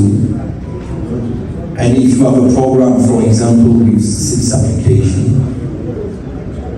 you should reduce the amount and take off the last application and concentrate the application on the first, maybe 3 or 4. Because Tylosul will help you to save and delay the nitrate formation. ده سؤال مهم جدا. فعلا تقدر تستغنى عن بعض التطبيقات، يعني في المثال لو انت بتضيف 6 مرات نيتروجين ممكن تختصرهم تقريبا ل4 مرات مع اضافه 15-20% من المحلول امونيوم سلفيت، لان الامونيوم سلفيت هيبطئ عمليه الانتاج عندك ويخلي النبات يستفاد الاستفاده القصوى من النيتروجين. There is another solution that could be, maybe, I said maybe because if you use fertigation and you do regular application, a good idea to be 1 application with Thiosul in the urea, 2 small application without, because I delay and I can reduce those. And then the 4th one with Thiosul. And then the 2 others with smaller, and you keep the Thiosul to delay. So it means that you can imagine a lot of strategy, but the idea is sulfur needs for wheat, end of the winter, beginning of the crop. So it's better to concentrate the sulfur at the beginning and to reduce 20%. سؤال مهم جدا، لكن الموضوع محتاج استراتيجيه. يعني على سبيل المثال انا بقترح ان ممكن تركز تعمل مثلا 5 دفعات برضه، بس تركز تقلل 20% من نسبه النيتروجين اللي انت تستخدمهم، وتبدا تركز في اول دفعتين او في اول مرحلتين تسميد في البدايه بالذات، لان القمح بيحتاج كبريت بنسبه عاليه جدا في بدايه عمره. تبدا تطبق على سبيل المثال تطبيق مع مع مركب السلسال ومع سلسلات الامونيوم، ثم تطبيقين صغيرين، تطبيق كبير، تطبيق صغيرين، ثم تطبيق سلسال تاني كبير، وفي الاخر تطبيق صغير لليوريا بدون السلسال. واحنا على العموم هنبعت ان شاء الله برامج مقترحه للمحاصيل المختلفه على استخدام السلسال مع سواء سلسله الامونيوم او اليوريا او غير الامونيوم اللي تحت. شكرا على الإضاءة، وبس كلمة بوجهها للأخوة الزملاء والحضور الكرام. المعلومة دي مهمة جدا جدا، في إن أنا هوفر كمية من اليوريا في الإضافة، سواء مثلا هضيف 6 دفعات 10 دفعات على البطاطس أو على القمح، إن فعلا هقلل من عندي كمية كبيرة جدا من اليوريا، وده هتبقى لها جدوى اقتصادية عالية جدا. وزي ما افاد المهندس الضيف ان شاء الله بيتم توزيع برنامج التسليم. السؤال الثاني الله يبارك فيك اللي هو بخصوص الكي تي اس، ثاني سلفات البوتاسيوم. انا عاوز اعرف بس ذره الكبريت الحره تاثيرها ايه في مقاومه النبات، يعني بيخلي النبات يكتسب مقاومه ضد الفطريات ازاي، يعني الطريقه بتاعتها. شكرا. The question is about the sulfate. We want to understand how the sulfate could be imposed to the plant's immune system and could be also act as a fungicide.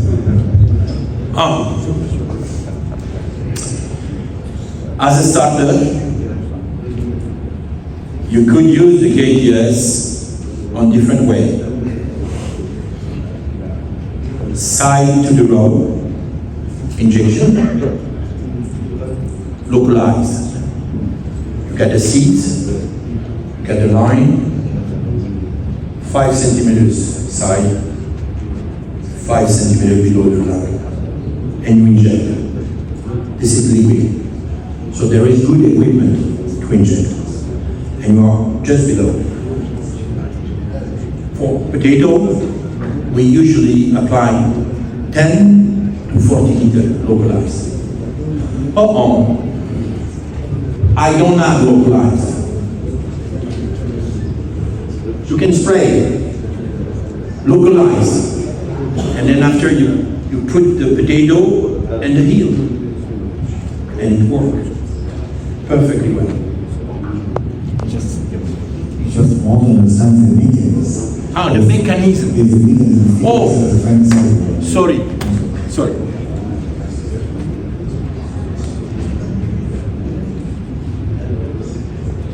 Thiosulfate, when you apply on the soil, KTS will acidify on the root zone, not the complete field, on the root zone. So this acidification will help to get back a part of the phosphorus that you already have, for example, in monocalcium phosphorus or calcium phosphorus or tricalcium. So acidification helps to get back first. Second, I am a reducing agent. So I cut the line between phosphorus, iodine, phosphorus, magnesium, phosphorus, aluminum, phosphorus, calcium. I cut those lines. So the phosphorus cannot be combined so easily, so to keep free for the crop. This is the story. I increase the phosphorus available because I keep the phosphorus free and I avoid the combination. هو اتكلم عن الميكانيزم فايدة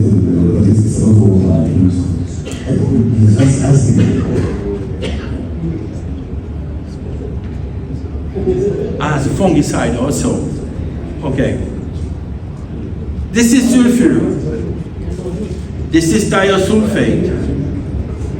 So this is good to fight against fungus. So when you apply a thiosulfate, you are bringing sulfur to fight against fungus. And you remember at the very beginning, sulfur is a key for glutathione, the self-defense of the plant. It helps for the plant to defend itself. This is it. أولا الكبريت اللي موجود في السلسلفات كبريت مهم جدا لتكوين مركب الجلوتاثيون. الجلوتاثيون هو من المركبات الطبيعية اللي بترفع المناعة الطبيعية للنبات، فبيبدأ النبات يقدر يدافع عن نفسه. بالإضافة لوجود الكبريت النشط في صورة السلسلفات بيقدر الكبريت بصورة عامة هو فطري، ولكن السلسلفات أقوى من الكبريت حر أكتر كعنصر مختزل بيبدأ يخلص تظهر من كتير من الافتراضات. But I have a small story about KTS. Potassium is good for protein. Sulfur is good for protein. You can improve the protein content of the wheat with a foliar application of KTS. And if you do so, with 5 liters, you don't need more. After flowering, when the ear come back and the grain fall, the good point is better protein, and you can reduce your fungicide against fusarios, for example, because you bring sulfur. So, for example, in France, they are using Prosaro against fusarium. With the KTS inside, 40% less Prosaro. مركب البوتاسيوم في الانسان هو مركب متعدد الاستخدام. على سبيل المثال اقدر احط البوتاسيوم اللي بيزود معدل الانتاج الحمل، احط كبريت اللي يزود لي البروتينات او الاحتمالات، وفي نفس الوقت كبريت النشط في السيلز الفيض على سبيل المثال بيستخدموا البروزات والكبريت ضد الفوزيوم في الامن. لو بستخدم سيلز الفيض انا بستخدم نسبه اقل من 40 ل 50% من المبيد، لان بطبيعه السيلز الفيض كبريت السيلز الفيض هو يعتبر يعني مبيد في الطبيعه. هو حطه انه بادئ الكي تي اس بمعدلات عاليه وبعدين انخفض. هل الكي تي اس حط المعدلات العاليه للاستفاده من الفوسفور ولا حطه من اجل البوتاسيوم؟ لان ده عكس الاستخدامات اللي بتستخدمها كل الناس، انه بيستخدم الكي تي اس في النهايات بمعدلات اعلى. It's asking usually you are using the potassium at the age of cleaning film for people. For example, you start with low amount of potassium, and then so is it, I see a suggested program at the beginning you have take this the big amount, then at the end you have just a small amount. This is opposite of what you are doing. Do you need this to have better efficiency of the scores before water? Yeah, you're right. The volume that we apply on the very beginning for potatoes, 10 to 30 liters.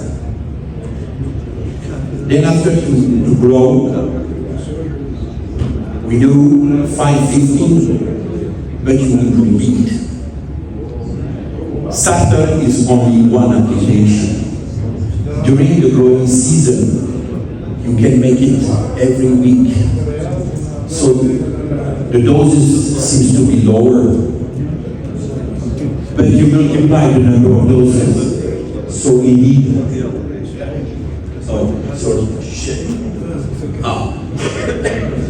so then if you take into account all, you're right. We push with more potassium at the end. And the cherry on the cake is the foliar part. Because in France, in Germany, we are not watering the potato. So during summer, we have problems with potassium. But if I have fertigation, I can still push during the ripening.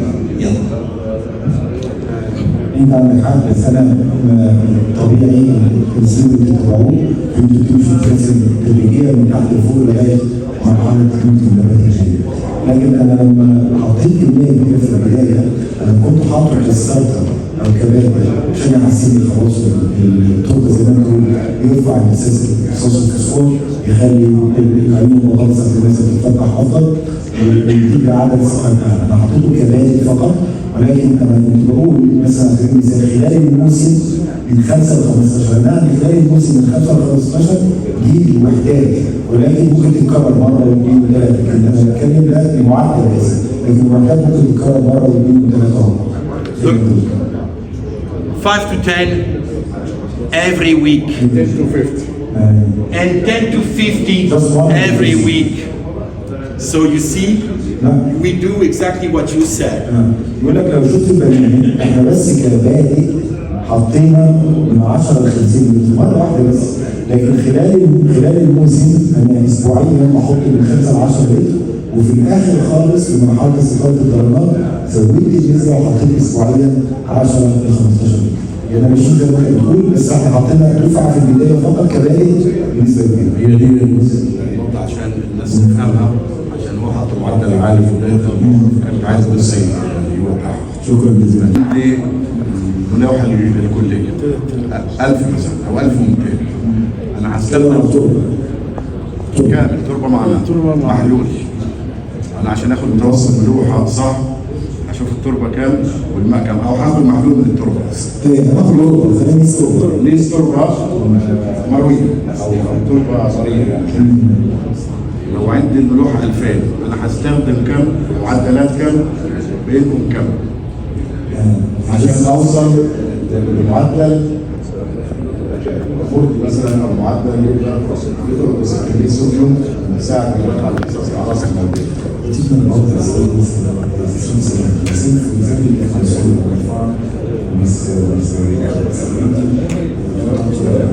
Okay.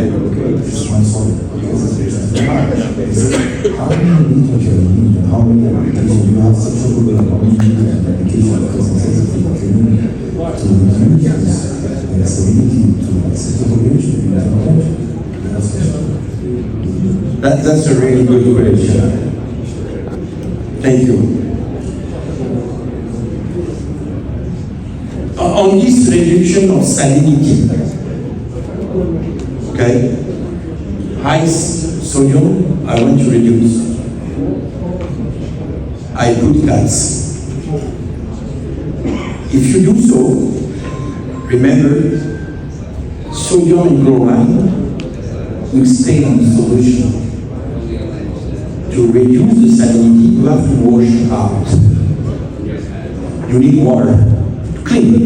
That's really important, the first point.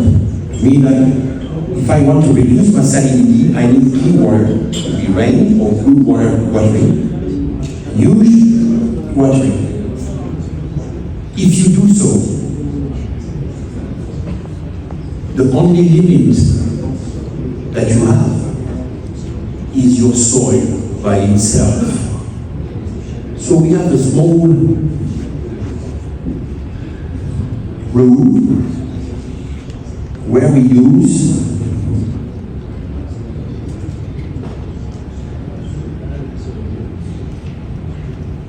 here, we use the amount of loam,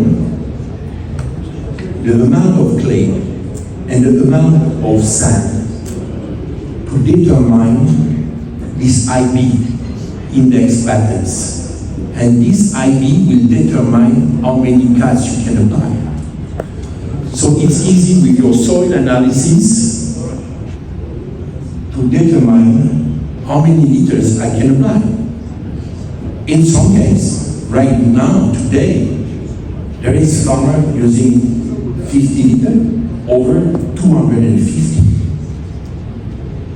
The truth is, on the salinity process, I think it's better to do regularly, maybe every 6 months, this use. And with your fertigation, the good point is to wash out. So you can go higher. هو هنا بيقول طبعا الموضوع يعتمد على موضوع تدريب البلدي اللي هو مقترح بتقليل الملوحه بتاعت التربه والسكر بتاعت التربه. الموضوع محتاج اول شيء تحليل التربه. من على سبيل المثال انا لما جيت حطيت البرنامج المقترح هنا كان عندي تحليل التربه بتاعت الان، التربه بتاعت المياه قد ايه، هل هي رمليه تنويه، النسب قد ايه بتاعتها، هل هي لوبي، عشان اقدر احدد لك بالظبط قد ايه النسبه اللي انت محتاجها. فلازم عشان تحط برنامج مظبوط لازم تكون عارف التركيب بتاع التربه بتاعتك، ولازم تعمل تحليل التربه. ولكن الميزه عندكم هنا ان انتوا عندكم ري على طول بالديفولت، فتقدروا تبنوا باستمرار. فممكن انت من خلال تطبيق بنسب مقترحه على سبيل المثال، في ناس بتحط 50 لتر للترموز وفي ناس بتحط 150 لتر، انت ممكن تحط باستمرار. انت عندك موضوع بسيط ما فيهوش مشكله، زي عندنا مثلا او بعض الزراعات المطريه، فتقدر تطبق وتشوف. لو عايز تحكم تاني في الموضوع تعمل برنامج صح، لازم تعمل تحليل وتعرف طبيعه التربه بتاعتك. You know, your question is so important because indeed, in agronomy, you have to know your soil, and we don't have a recipe, an universal recipe for everybody. You have to adapt the recipe to the soil, and maybe the solution with Mr. will be quite a little bit different than the solution with Mr. Soil analysis can help you to adapt the doses. والسؤال المهم جدا بحب اوضح للمره الثانيه، انت لازم تعمل تحليل للتربه بتاعتك عشان تقدر تتعامل معاها. الحل اللي ينفع في مزرعتك مش زي الحل اللي ينفع في مزرعتك. وبالتالي من اهم الممارسات الزراعيه قبل ما تبدا تطبق برامج تسميد وبرامج معالجه للتربه عندك لازم تحلل التربه بتاعتك وتعرف توصلها ايه المؤثرات ايه مشاكلها عشان تقدر تتعامل معاها بشكل صحيح.